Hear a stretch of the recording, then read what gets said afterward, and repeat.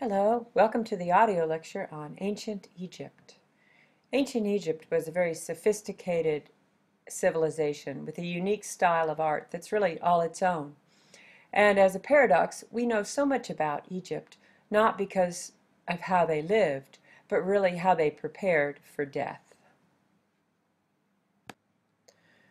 It all started over 5,000 years ago, when along the banks of the River Nile, this civilization developed that would become the longest continuous culture in human history.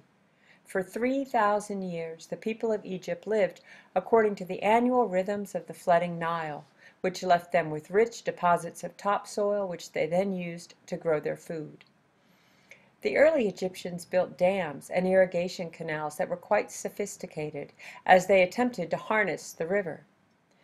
And they believed that their rulers were divine beings who went on to become gods after death, and this made the afterlife the center of their religion while they were alive on earth.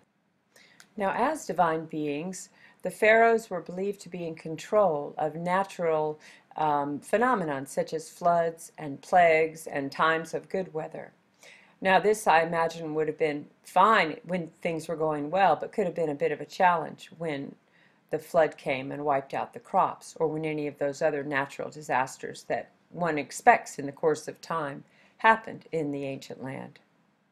Now, because religion was so central to daily life, the priestly class held enormous power, and those that could write were among this class. The first archaeological expedition came with the troops of Napoleon, as he brought over 200 scholars with him on his journey at that time. What these early scientists discovered gave rise to a widespread interest of all things Egyptian that really spread throughout Europe and throughout the Americas. Ancient Egypt has really continued to capture the popular imagination since that time. Let's take a look at some maps. First, I'd like you to look at the one on the left. This is a map of Egypt in the ancient times. Now, the one thing to remember when you're considering a map of Egypt is the Nile, which is really the center, the lifeblood of the country. So the Nile runs from its headwaters to the south to the north, where it meets the Mediterranean Sea. And because of this, what we call Upper Egypt is in actually the southern part, and Lower Egypt is in the northern part, as you could think of the upper river and the lower river. You can see by looking at the small brown squares along the river that the sites of the ancient Egyptians, the most important sites, were all located along the river because it really formed the lifeline of the community, of the society. Now let's come up here to the end. Here's Cairo, and here's the Great Pyramids at Giza. Just for a moment, let's consider the area as it is today, because it's such a place of conflict in the world. I feel it's important to really understand how the countries fit together. So here we have Egypt and the Sinai. Here's Israel, and this little square is the West Bank, Jordan, Saudi Arabia, Iraq, and Iran, and here's Syria, coming up against Turkey. So perhaps when you hear on the news about these countries, it would be useful to consider how they all lay in relation to each other and into the relation to the wider world. The Egyptians developed a unique artistic style. In this typical way of depicting people, the head is seen in profile, but the eyes look as if they're seen from the front. The shoulders are also facing to the front, but the hips are in profile. That's one twisted up torso. If you try to do it, it's really impossible. The feet are flat to the ground line, and there's no shading. Typically, the figures don't have individual features, although this changes in a little bit later Egypt. And interestingly enough, the lower classes, the working people, they were depicted with more individual features. It was the royalty, the priestly classes, that have highly stylized imagery. Now, we feel that the ancient Egyptians believed that these pictures had power. So, for instance, if there was a snake depicted, it was probably being portrayed as being killed. And this way of depicting the rulers in a kind of a refined and idealized state probably related to that. Here we have an example on the left of what we'll call a relief sculpture. It's a low relief. What relief means is you simply carve down a little bit into the stone without going too deep. This penny on the bottom is another example of a relief sculpture. The ancient Egyptians built these elaborate tombs to ensure that their rulers had a safe passage to eternal life in the beyond. They actually believed that their rulers would become divine beings, and so it was their responsibility to make sure that that passage went well. Even though that many of the tombs were robbed almost immediately after the pharaohs were placed within them, they still have provided just a vast storehouse, a wealth of knowledge to tell us about how the Egyptians lived and really about how they died. The artists of the time followed very strict guidelines. These are called a convention or a canon. What a canon of proportion is an agreed upon method for depicting something. Generally, it refers to the human figure. So another canon of proportion is seen in the Greek times, and that canon is used still to this day, and it would say that humans are 7.5 heads tall, for example. Now let's go back to the Egyptian canon. It ensured that these figures would all look basically the same, following the guidelines that we just talked about. Now here you can see the process at work. First, the artist draws a grid. Then they place the figure within the grid, and then probably another artist would come and carve that out and maybe also use some plaster or some fresco to create the finished image. This meant that the work generally all looked the same, especially when we're talking about the tombs of the wealthy and the powerful. One of the reasons that we know so much about ancient Egypt is the writing that they left behind.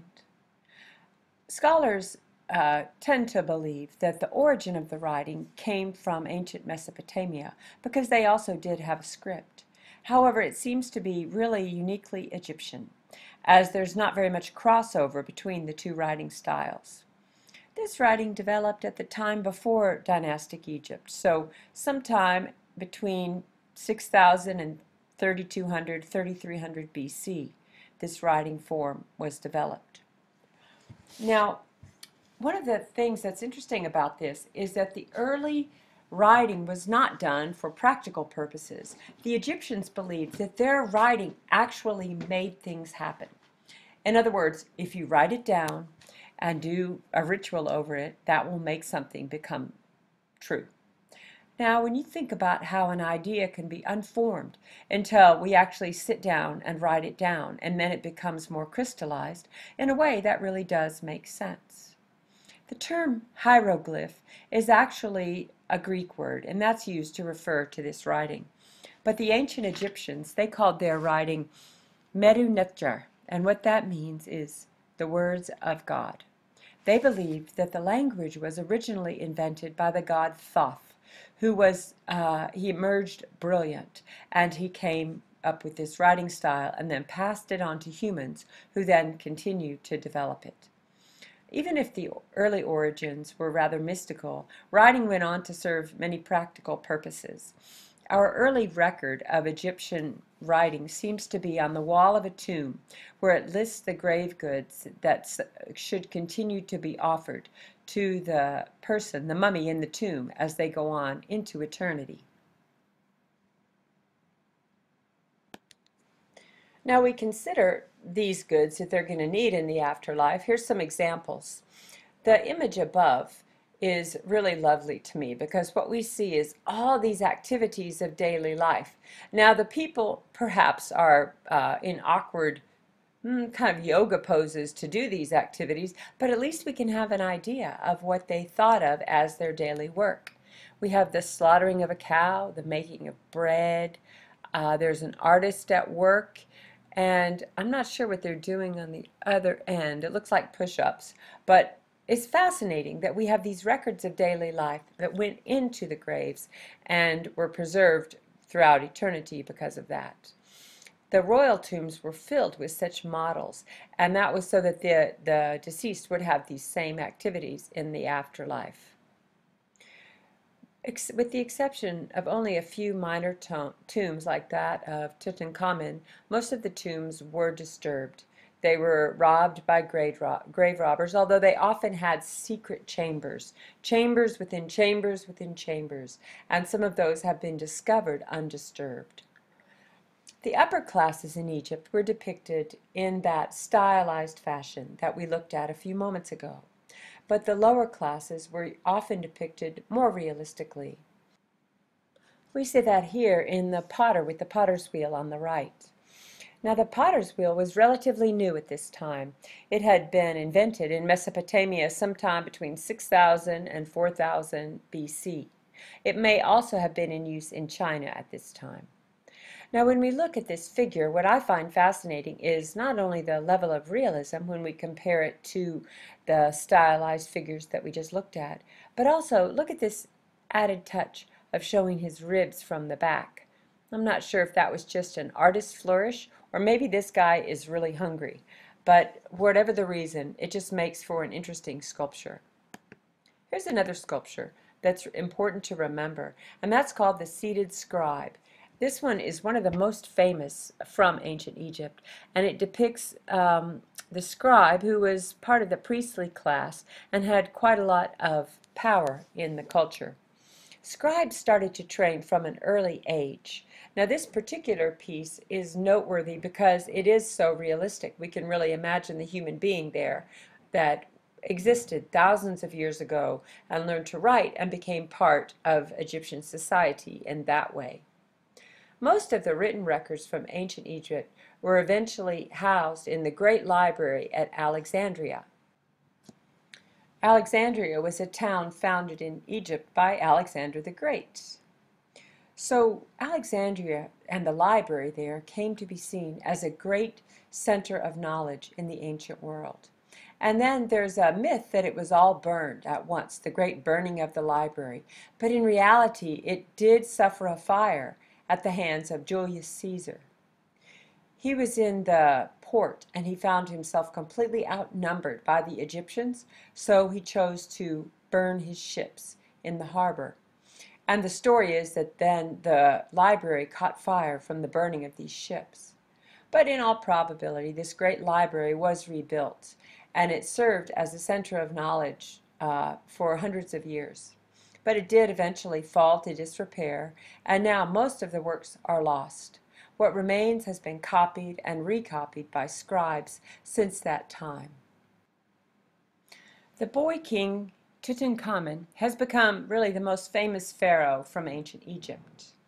This tomb was discovered in 1923 by the archaeologist Howard Carter, who is funded by an Englishman. One of the interesting things about this discovery is that several of the people associated with seemed to meet with untimely death. So there was the myth of the pharaoh's curse that has gone along with this discovery. Now what we see in these photos is just one tiny sampling of the more than 5,000 artifacts that were found in this previously undisturbed tomb. The collection of King Tut's works traveled the world, really. It traveled through Europe and the United States in the 1970s, and thus really raised the popularity of ancient Egypt. Now, one of the interesting things about this king, who died at the age of 18 or 19, is that his father was Amenhotep IV, also known as Akhenaten. Now, Akhenaten came along and really disrupted Egyptian society by declaring only one king, only one divine being, which was the sun, rather than a pantheon. And the king, King Akhenaten, Amenhotep IV, he moved the capital of Egypt from the ancient capital at Thebes to a new capital. Now this man, King Tut, his son, came along and moved everything back to the way it was, although the changes in art did remain long after the death of his father. We'll talk about him a little bit more in a moment, but first, let's go to the pyramids, shall we? The pyramids at Giza remain one of the great wonders of the ancient world. They're the only remaining of the seven wonders of the ancient world. They're the only that have survived to this day. And yet what we see here are mere ruins from the grand structures that originally existed. There were three pyramids built, and actually the first one is the tallest, built by the king Khufu.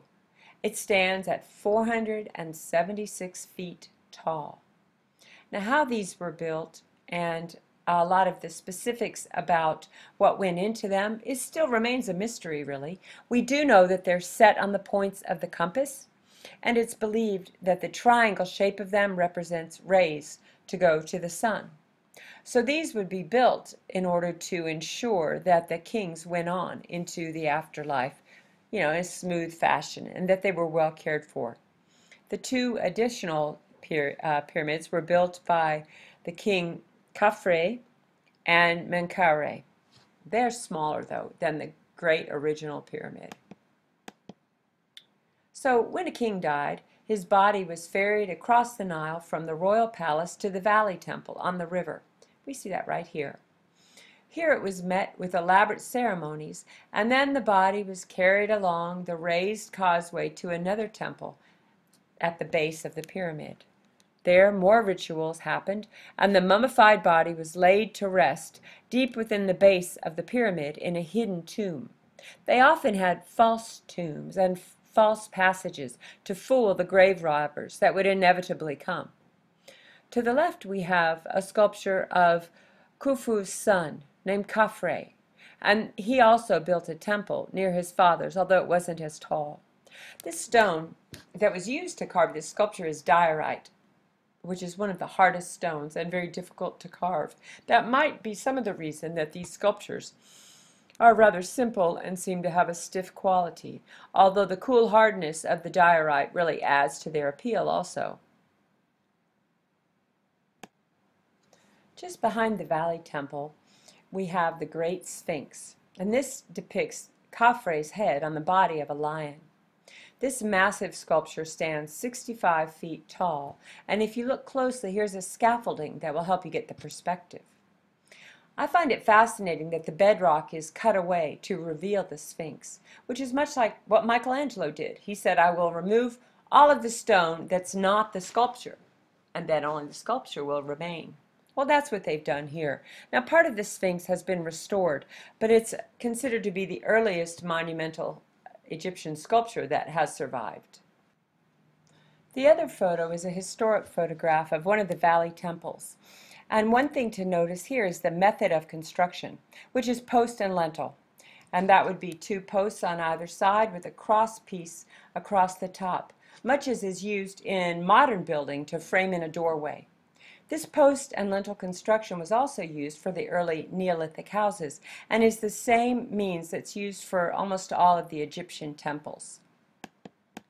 There were other temple complexes, great complexes built at Karnak and Luxor all along the Nile River. Here we see the gateway to the temple of Ramses II, and he is believed by some to be the ruler at the time of Moses. Above we have a breastplate that bears his name that was found on a mummy in the region that may have belonged to Ramses II. Let's talk a little bit more about Amenhotep IV, because he had a relatively short reign of only 17 years, and yet he had such a powerful impact on the art and culture of Egypt. The cultural and religious changes that he made really didn't survive past his reign. In fact, his young son, the king, King Tut, reversed most of what he did. However, the changes in art that started with his reign continued on past his death and past the changes and the reverting back to the old ways. It's kind of interesting that as art changes, it tends to go its own way, really, aside from cultural norms. Amenhotep IV came to power in 1352 BC. And he disrupted the status quo by declaring that there was only one God, instead of the great pantheon that the Egyptians had been worshiping for thousands of years. He founded a new religion based on this one supreme God that he saw represented by the sun. Now, he also relocated the capital that had been at Thebes. He relocated it in the north of Egypt. And he said that he had to start over again because of the level of corruption that was in the current system. He dedicated himself to what he called living in divine truth. And he also changed his name at this point from Amenhotep IV to Akhenaten, which really means in service of Natan. And this signaled his transformation. With the reign of Akhenaten, Egyptian art began to loosen up and become a lot more naturalistic. So unlike earlier rulers, he's depicted in a more human fashion. These changes in art remained, as I said, although Egypt soon reverted back to the previous religious practices after his death. His wife and his mother were really his strongest supporters. On the left, we have a very famous bust of Queen Nefertiti, the wife of Akhenaten. This bust was found in a sculptor's studio and was probably a model that the sculptor was using to produce other work that featured the queen's likeness. And below we have Queen Tai, the mother of Akhenaten. She was a staunch supporter of his belief in one God rather than the many, even as Egypt fell into great upheaval with these changes. This bust also shows the naturalism that Akhenaten inspired. And lastly, let's talk about cats and baboons, shall we? Cats were considered sacred in ancient Egypt. So maybe this was good for the cat for the short term, but that meant that they didn't live very long. They lived well in the temples for about 10 months, and then they were offered as sacrifices to the goddesses that they represented. Baboons were also considered sacred. They were sacred to the god Thoth, who represented this great intelligence. The carving below has a baboon holding an eye amulet, representing the sight and the wisdom of Thoth. And to end, we'll talk about the Book of the Dead. The Egyptians believed that at our death, all of our deeds would be judged in what they called the weighing of the heart. Osiris, the god of the underworld, sits on a throne in this depiction above. And above him are the 42 judges of truth. The deceased will either ascend to heaven and live on in eternity where everything's great, or, on the other hand, be eaten by a lion-headed monster. And what's funny is that all of their deeds are weighed against a feather. Here we have the feather on one side and the deeds, both good and bad, on the other. And it is that weighing of the souls that determines which direction one would go in the afterlife. There's an ancient harper's song that really speaks to this, and it has survived to this day. The words to the song go, "None of us can really know where we go, so we may as well enjoy today and live well while we are able." Well, that advice was probably good 4,000 years ago, and I would say that it's still pretty good advice to this day. Thanks for listening. This is the end of our audio lecture on Egypt.